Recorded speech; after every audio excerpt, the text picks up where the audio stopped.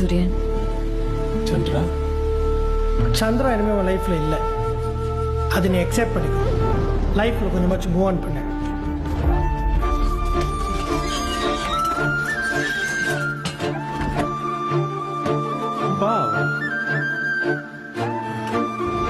கூப்பிட வேண்டாமா?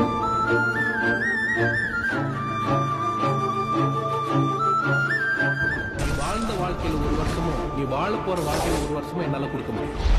அதுவும் இல்லாம இந்த வாட்டி நீ பின்னாடி போற, முன்னாடி போற, ஃபியூச்சர். இதுக்கான ஒன்றும் எனக்கு இது ரொம்ப பிடிச்சிருக்கு. ஒரு அழகான கனவு. எந்திரிச்சோன்னு தான் தெரிஞ்சது அது வெறும் கனவுன்னு.